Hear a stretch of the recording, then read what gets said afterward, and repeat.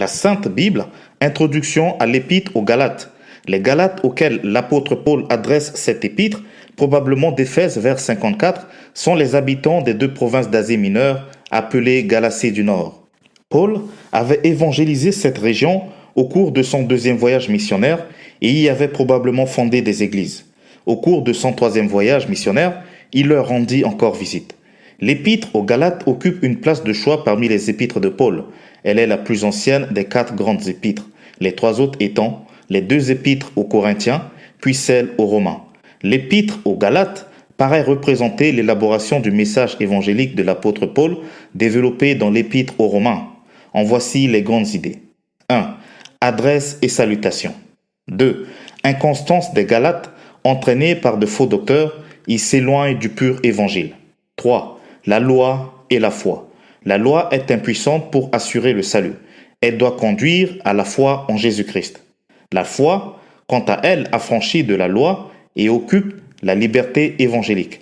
4. Exhortation à vivre, non selon la chair, mais selon l'esprit. Distinction, œuvre de la chair, fruit de l'esprit. 5. Exhortation finale, support mutuel, libéralité. 6. Doxologie finale. Le grand thème de l'épître aux Galates, sur lequel Paul reviendra par ailleurs dans son épître aux Romains, porte sur les rapports entre la loi et la grâce. Ce thème n'est pas un fait du hasard, puisque les épîtres traitent précisément des questions qui se posent dans les communautés. La circonstance chez les Galates est la suivante. L'apôtre Paul, au cours de son voyage missionnaire chez les Galates, a annoncé l'évangile de la grâce de Dieu en Jésus-Christ qui s'obtient par la foi seule. Mais, après son passage, certains autres missionnaires non identifiables sont venus à leur tour annoncer un contre-message selon lequel l'évangile ne résulte pas de la grâce, mais du mérite dû à l'observation et au respect de la loi et des traditions juives comme la circoncision. Le but de la lettre est donc de rappeler les chrétiens de Galatie à la fidélité à l'évangile vrai. Je m'étonne que vous vous détourniez si promptement de celui qui vous a appelé par la grâce de Christ pour passer à un autre évangile. Non pas qu'il y ait un autre évangile, mais il y a des gens qui vous troublent et qui veulent renverser l'évangile de Christ. Le vrai évangile que l'apôtre rappelle consiste en ce qu'il n'y a pas d'autre évangile que celui de la grâce de Dieu manifestée en Jésus-Christ. C'est seulement par cette grâce attestée par le Saint-Esprit que l'homme, quel qu'il soit, est conduit à l'accomplissement de la loi de Dieu. Paul a écrit l'épître aux Galates en situation de contestation et de polémique. C'est dans cette perspective qu'il faut comprendre le message de cette épître. La polémique porte sur d'importants problèmes de communauté, en particulier l'opposition entre le rôle de la loi et celui de la foi dans l'économie du salut en Jésus-Christ. Paul insiste sur la thèse suivante. La foi en Christ libère des œuvres de la loi. La loi est un pédagogue qui déshonore le péché, mais elle ne le supprime pas. Toutefois, la liberté que le chrétien obtient par la foi ne doit pas produire un dérèglement moral, car, comme Paul, le chrétien doit toujours se dire « J'ai été crucifié avec Christ, et si je vis, ce n'est plus moi qui vis, c'est Christ qui vit en moi. » La crise galate résulte de ceux qu'il convient d'appeler les fauteurs de troubles, favorables aux traditions et les lois du judaïsme. Ne sachant pas très bien dans quel camp il fallait se ranger, les chrétiens se référaient à eux. Qui étaient-ils ? La lettre ne le nomme pas. Elle en parle toutefois comme s'il s'agissait des prédicateurs occasionnels et de passage. Quant à la nature de leur message, les données de l'épître laissent supposer qu'il était opposé au discours libérateur de la bonne nouvelle que Paul avait annoncé. À cet effet, l'évocation de l'incident d'Antioche qui opposa les apôtres Pierre et Paul est très significative. Si toi, qui es juif, tu vis à la manière des païens, pourquoi forces-tu les païens à judaïser ? L'épître aux Galates, chapitre 1. Paul, apôtre non de la part des hommes ni par un homme, mais par Jésus-Christ et Dieu le Père, qui l'a ressuscité des morts, et tous les frères qui sont avec moi aux églises de la Galatie. Que la grâce et la paix vous soient données de la part de Dieu le Père et de notre Seigneur Jésus-Christ, qui s'est donné lui-même pour nos péchés, afin de nous arracher du présent siècle mauvais, selon la volonté de Dieu notre Père, à qui soit la gloire au siècle des siècles. Amen. Inconstance des Galates qui, entraînés par des faux docteurs, s'éloignent du pur évangile. Je m'étonne que vous vous détourniez si promptement de celui qui vous a appelé par la grâce de Christ pour passer à un autre évangile. Non pas qu'il y ait un autre évangile, mais il y a des gens qui vous troublent et qui veulent renverser l'évangile de Christ. Mais quand un ange du ciel annoncerait un autre évangile que celui que nous vous avons prêché, qu'il soit anathème. Nous l'avons dit précédemment, et je le répète à cette heure. Si quelqu'un vous annonce un autre évangile que celui que vous avez reçu, qu'il soit anathème. Et maintenant, est-ce la faveur des hommes que je désire ou celle de Dieu? Est-ce que je cherche à plaire aux hommes? Si je plaisais encore aux hommes, je ne serais pas serviteur de Christ. Je vous déclare, frères, que l'évangile qui a été annoncé par moi n'est pas de l'homme, car je ne l'ai ni reçu ni appris d'un homme, mais par une révélation de Jésus-Christ. Vous avez su, en effet, quelle était autrefois ma conduite dans le judaïsme, comment je persécutais à outrance et ravageais l'Église de Dieu, et comment j'étais plus avancé dans le judaïsme que beaucoup de ceux de mon âge et de ma nation, étant animés d'un zèle excessif pour les traditions de mes pères. Mais lorsqu'il plut à celui qui m'avait mis à part dès le ventre de ma mère et qui m'a appelé par sa grâce de révéler en moi son Fils, afin que je l'annonçasse parmi les païens, aussitôt je ne consultais ni la chair ni le sang, et je ne montais point à Jérusalem vers ceux qui furent apôtres avant moi, mais je partis pour l'Arabie, puis je revins encore à Damas. 3 ans plus tard, je montais à Jérusalem pour faire la connaissance de Céphas, et je demeurai 15 jours chez lui. Mais je ne vis aucun autre des apôtres, si ce n'est Jacques, le frère du Seigneur. Dans ce que je vous écris, voici devant Dieu, je ne mens point. J'allais ensuite dans les contrées de la Syrie et de la Sicilie. Or, j'étais inconnu de visage aux églises de Judée qui sont en Christ. Seulement, elles avaient entendu dire, celui qui autrefois nous persécutait annonce maintenant la foi qu'il s'efforçait alors de détruire. Et elles glorifiaient Dieu à mon sujet. Épître aux Galates, chapitre 2. 14 ans après, je montais de nouveau à Jérusalem avec Barnabas, ayant aussi pris Tite avec moi. Et ce fut d'après une révélation que j'y montais. Je leur exposais l'évangile que je prêche parmi les païens. Je l'exposais en particulier à ceux qui sont les plus considérés, afin de ne pas courir ou avoir couru en vain.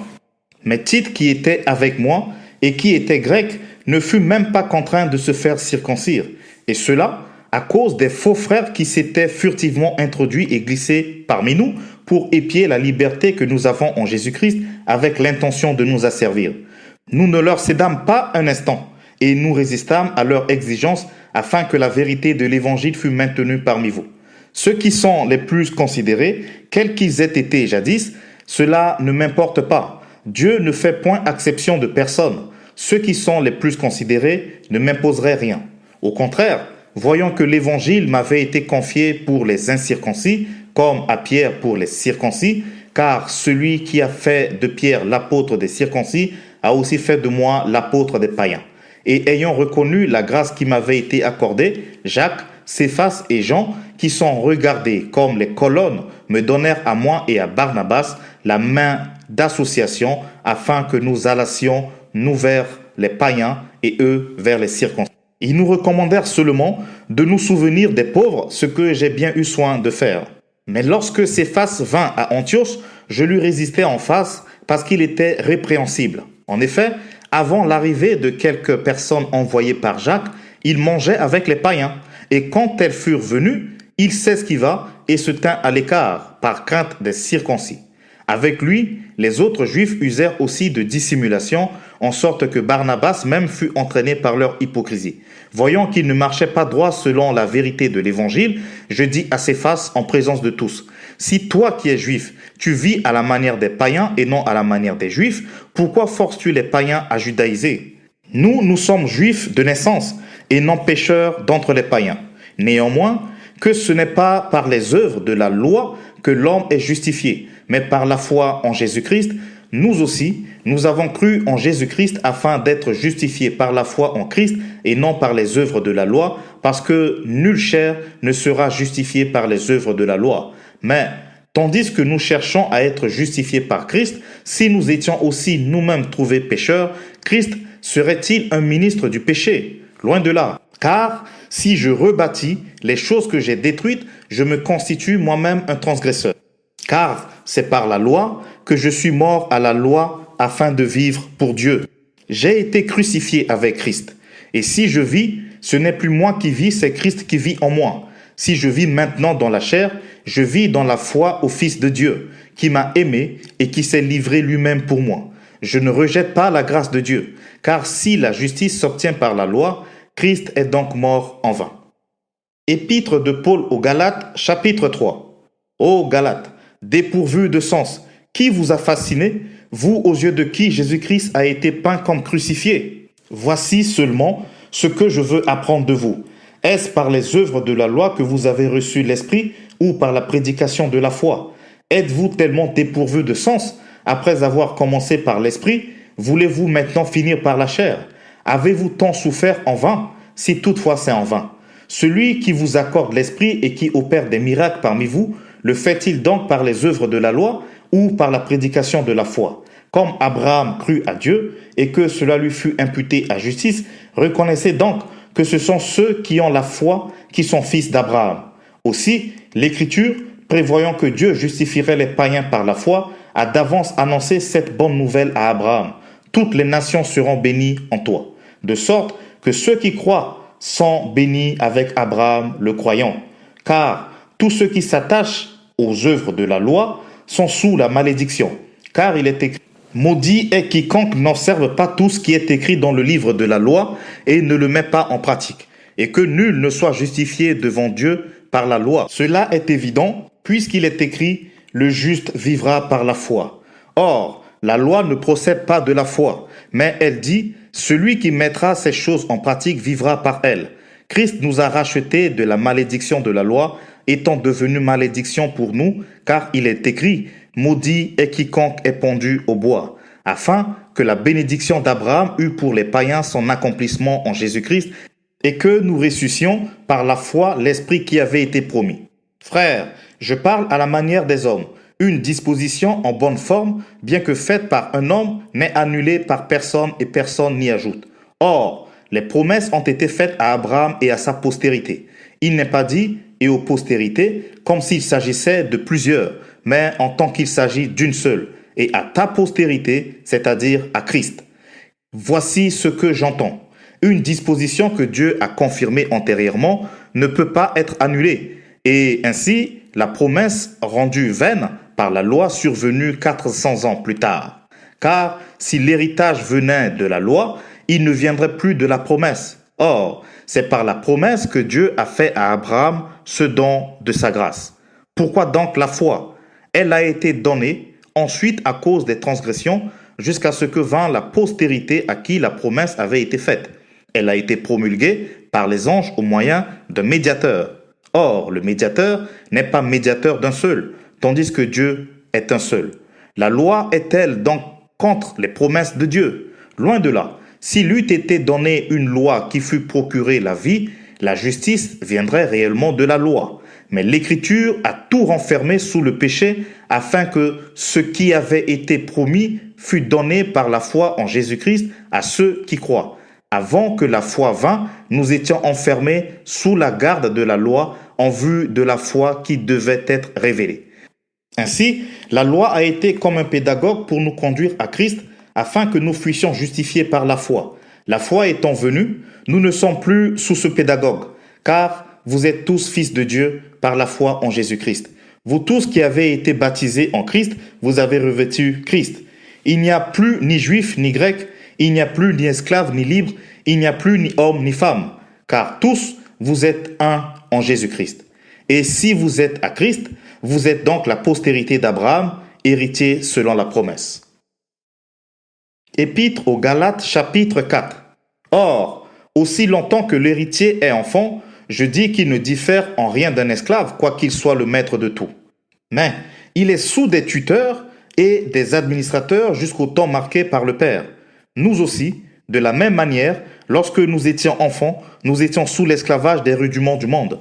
Mais lorsque le temps a été accompli, Dieu a envoyé son Fils, né d'une femme, né sous la loi, afin qu'il nous rachetât ceux qui étaient sous la loi, afin que nous ressuscions l'adoption. Et parce que vous êtes fils, Dieu a envoyé dans nos cœurs l'esprit de son Fils, lequel crie « Abba, Père ». Ainsi, tu n'es plus esclave, mais fils. Et si tu es fils, tu es aussi héritier par la grâce de Dieu. Autrefois, ne reconnaissant pas Dieu, vous serviez des dieux qui ne le sont pas de leur nature. Mais à présent que vous avez connu Dieu, ou plutôt que vous avez été connus de Dieu, pauvre rudiment auquel, de nouveau, vous voulez vous asservir encore. Vous observez les jours, les mois, les temps et les années. Je crains d'avoir inutilement travaillé pour vous. Soyez comme moi, car moi aussi je suis comme vous. Frères, je vous en supplie, vous ne m'avez fait aucun tort. Vous savez que ce fut à cause d'une infirmité de la chair que je vous ai pour la première fois annoncé l'Évangile. Et mis à l'épreuve par ma chair, vous n'avez témoigné ni mépris ni dégoût. Vous m'avez au contraire reçu comme un ange de Dieu, comme Jésus-Christ. Où donc est l'expression de votre bonheur? Car je vous atteste que si cela eût été possible, vous vous seriez arraché les yeux pour me les donner. Suis-je devenu votre ennemi en vous disant la vérité? Le zèle qu'ils ont pour vous n'est pas pur, mais ils veulent vous détacher de nous, afin que vous soyez zélés pour eux. Il est beau d'avoir du zèle pour ce qui est bien et en tout temps, et non pas seulement quand je suis présent parmi vous. Mes enfants, pour qui j'éprouve de nouveau les douleurs de l'enfantement, jusqu'à ce que Christ soit formé en vous. Je voudrais maintenant être auprès de vous et changer de langage, car je suis dans l'inquiétude à votre sujet. Dites-moi, vous qui voulez être sous la loi, n'entendez-vous point la loi? Car il est écrit qu'Abraham eut 2 fils, un de la femme esclave et un de la femme libre.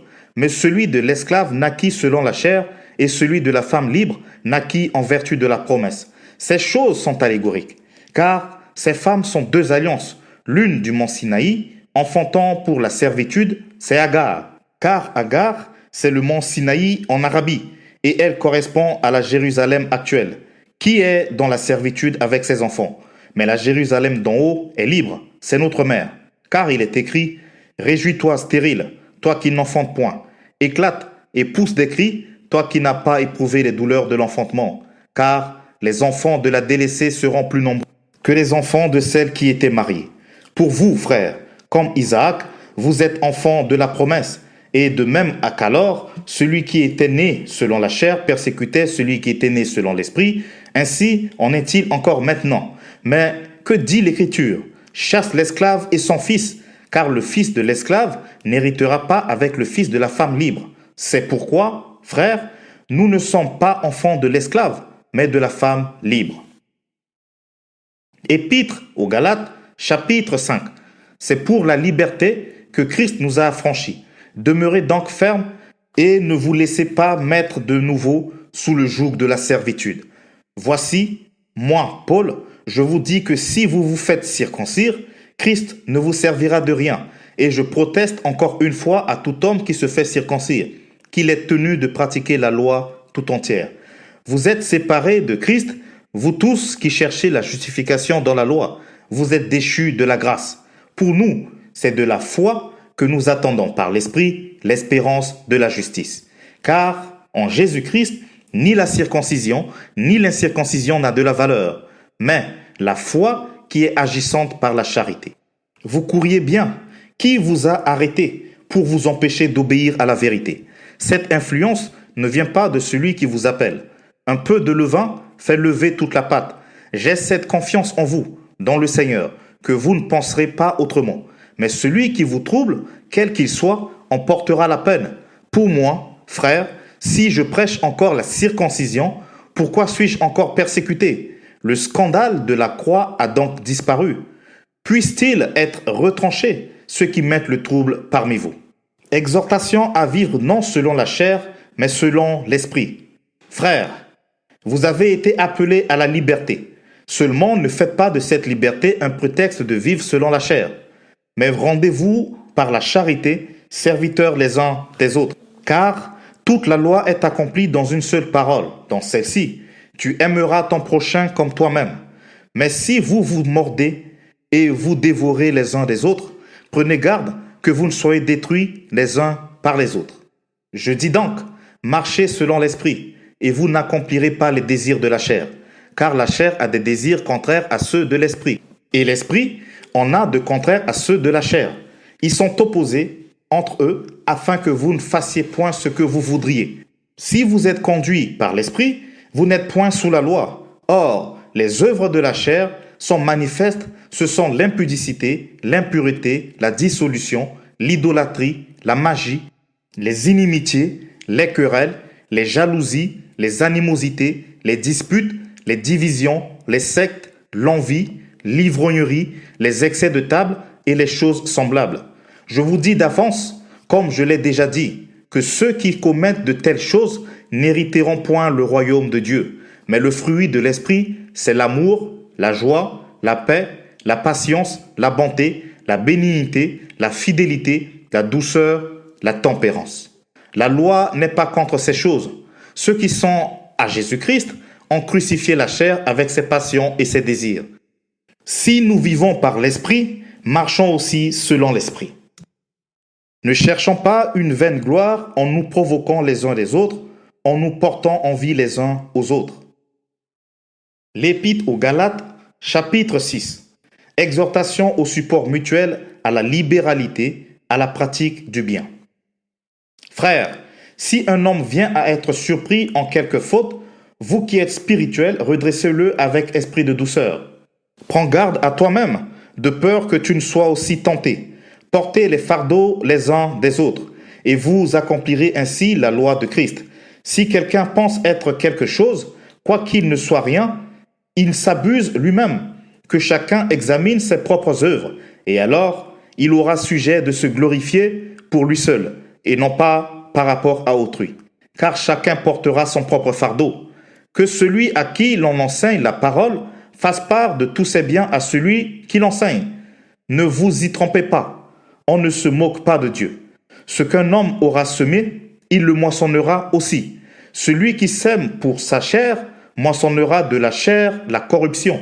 Mais celui qui sème pour l'esprit, moissonnera de l'esprit la vie éternelle. Ne nous lassons pas de faire le bien, car nous moissonnerons au temps convenable si nous ne nous relâchons pas. Ainsi donc, pendant que nous en avons l'occasion, pratiquons le bien envers tous et surtout envers les frères en la foi. Un dernier mot sur ceux qui imposent la circoncision. La croix de Christ, seul sujet de gloire pour l'apôtre. Vœux et salutations. Voyez avec quelle grande lettre je vous ai écrit de ma propre main. Tous ceux qui veulent se rendre agréables selon la chair vous contraignent à vous faire circoncire uniquement afin de n'être pas persécutés par la croix de Christ. Car les circoncis eux-mêmes n'observent point la loi, mais ils veulent que vous soyez circoncis pour se glorifier dans votre chair. Pour ce qui me concerne, loin de moi la pensée de me glorifier d'autre chose que de la croix de notre Seigneur Jésus-Christ, par qui le monde est crucifié pour moi, comme je le suis pour le monde. Car ce n'est rien que d'être circoncis ou incirconcis. Ce qui est quelque chose, c'est d'être une nouvelle créature. Paix et miséricorde sur tous ceux qui suivront cette règle et sur Israël de Dieu. Que personne désormais ne me fasse de la peine, car je porte sur mon corps les marques de Jésus. Frères, que la grâce de notre Seigneur Jésus-Christ soit avec votre esprit. Amen.